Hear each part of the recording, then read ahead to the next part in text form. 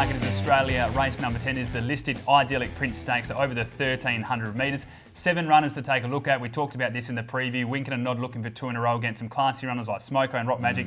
Then Chansey just down the bottom with a 48.5, just making the form lines very hard to assess. Yeah, I wish it was scratched because I don't wish that. Would have made form a lot easier if it was. That's right. I really want to see this go around to see what it can do against these other horses because we know it's very talented, and with that weight certainly makes it a very problematic assessment. But look, Winkin and Nod and Cool Trade, they are absolutely the top of their game, and the victory last start by Winkin and Nod was enormous. Well, as you mentioned, it's the first listed win for Winkin and Nod. It's also the first listed win for Lucy Warwick. So let's take a look at that victory now. Saved up, Rock Magic comes to her outside. At the 300, Smoko joined by Cool Trade going easily for Carberry. Cool Trade now popped the question, 200 to go and she accelerates. Running on down the outside is Winkin and Nod. Rock Magic, Smoko continues to fight Cool Trade. Here comes Winkin and Nod though. Winkin and Nod has pounced on Cool Trade, and it was Winkin and Nod with a brilliant... Yeah, superb performance there by Winkin and Nod, and has great wet track form as well.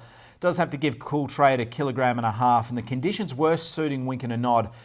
I hope Cool Trade gets its opportunity because it's been a bit stiff this campaign. It certainly deserves a victory like this. She does deserve it. And the 1,300 metres, 1 from 1, I think the 12 is ideal. But again, there's not too much speed. New Time will put a bit of pressure on, and Smoko we saw last start can lead as well. But I think Cool Trade should be in a nice position throughout the running. Yeah, probably won't be exposed on speed like it has been. I think it can get a bit of cover, and from that position, I think it might have the edge on some of the others here. I've edged it just on top, but I'm a bit lost in this race. Number 3, Rock Magic, I found really hard to assess in this race because the past 2 runs haven't been good. I think even the stable would confirm they're not good, but the soft track form, it's there, and the stable's just flying at the moment. We saw Planet Claire, which hadn't won for over 1,000 days, pop up on Wednesday. Yeah, look, I was a bit concerned by the betting drift last start. It got out to a really confusing price given its top level of form, and in the end it raced to that. So if that happens again, then I'll stay away. But if there's support, perhaps jump back on board Rock Magic. Well, let's take a look at selections then. I'm going to be tipping number 6, Winkin and Nod, to go back-to-back. From number 3, Rock Magic, the big improver. Number 5, Cool Trade. And had to throw in number 7, Chansey, with a 48.5. Number 5, Cool Trade on top from number 6, Winkin and Nod. The 7, Chansey in for 3rd. And for 4th, number 2, Rebel Sun. Race number 6 at Belmont Park. It is Perth. Race number 12 for our Singapore viewers. It's a Rowdy McGowan handicap over the 1,000 metres. Some interesting form lines in this end. Woollybar has just turned itself around in recent runs. Born Supremacy was massive last start, and Travellin's looking for 3 in a row. Yeah, this is a good sprinting race. I found it very hard, though, to come out with something to find on top. Woollybar, as you mentioned, its form has been brilliant.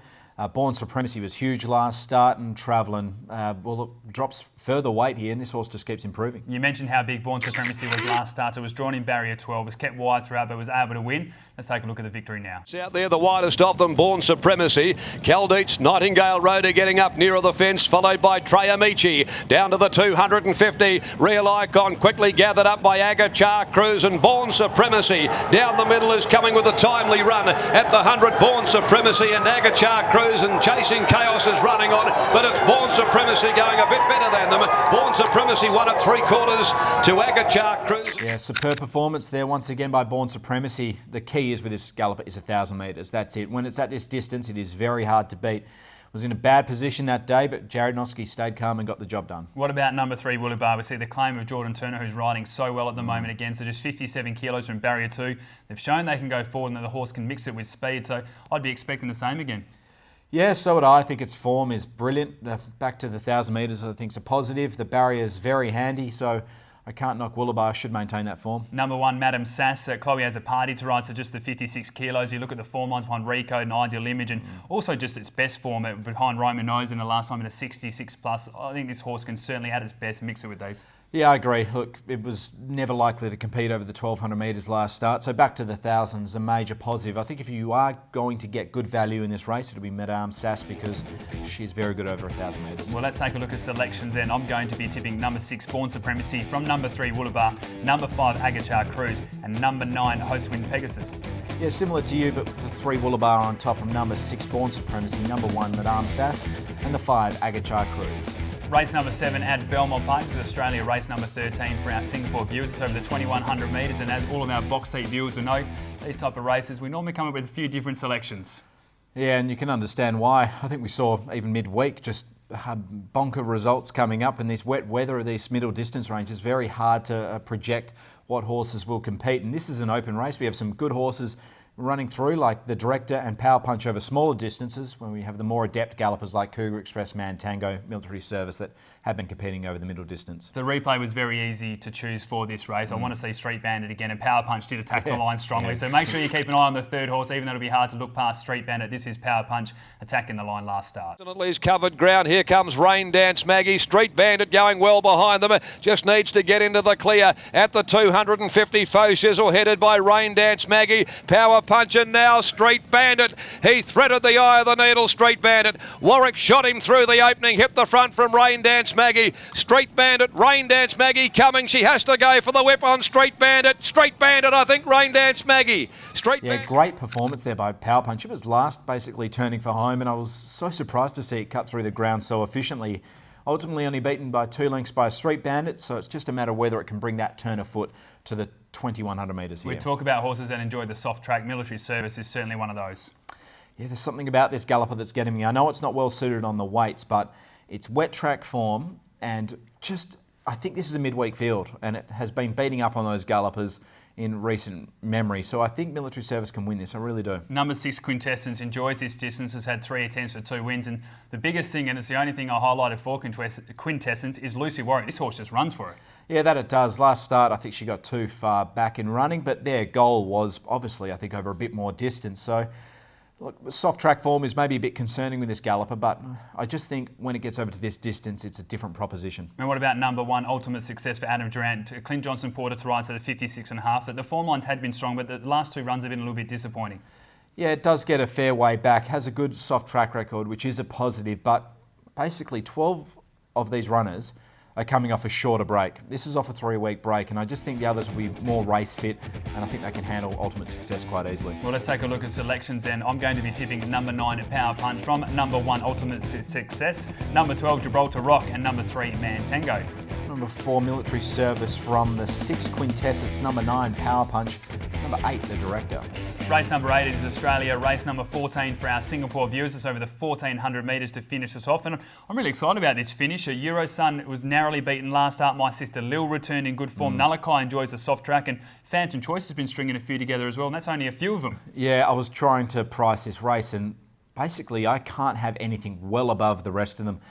There's so many good form lines to consider, and a lot of horses that will be improving, horses that just need to maintain their form. It's a great finish to the day. Well, the form lines behind Rattlehead have been quite strong, and one of those horses that finished second was Eurosun. Let's take a look at that last start now. Danish Delight, Ricky Tiki Tarvey pulling up very quickly at the 300.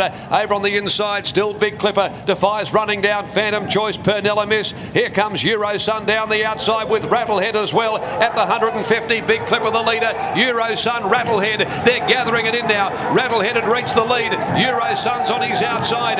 Rattlehead, Eurosun, Rattlehead won the last. Rattlehead by a head. Yeah, great performance on that occasion by Eurosun, but is getting a bit frustrating for punters. Has put a lot of those performances in a row just without getting the job done. So, look, certainly well weighted here with Aaron Mitchell getting on board. Has a great soft track record in the 1400 metres. Is its pet distance. My Sister Little's all class. Second up, but she does have to carry a career high weight. Yeah, look, it's a bit up and down for this galloper. The weight certainly is problematic, career high weight by 2 kilograms, but the form lines through Ideal Image, it was a super run, and that produced Mad Brad, who we both like earlier in the day. The number 12 horse here, Big Clipper, was a big run last start. William Pyatt to ride will be fitted for that run at the 1400 metres, and could be one to pop up at not as big price it was last start, but certainly a nice one. I think with William Pike on board, that has gone. Yeah, the price is no chance of occurring again, but look, last start, it was annoyed a bit on speed, and that day did not suit leaders. In the end, it was a really good performance by Big Clipper, just fading in the final stages. There's a few runners that enjoy the soft track, and I speak of Phantom Choice, Bradford Bad Boy, and Common Approach. Out of those 3, which one do you prefer? Oh, I don't know. I think Bradford Bad Boy didn't quite realise its potential last campaign, and Common Approach just, I think, is a bit too much distance, so probably Bradford Bad Boy. Okay, let's take a look at selection then for the final race of the day. I'm going to be tipping number 2, My Sister Lil, from number 12, Big Clipper, number 1, Eurosun, and number 9, Bradford Bad Boy.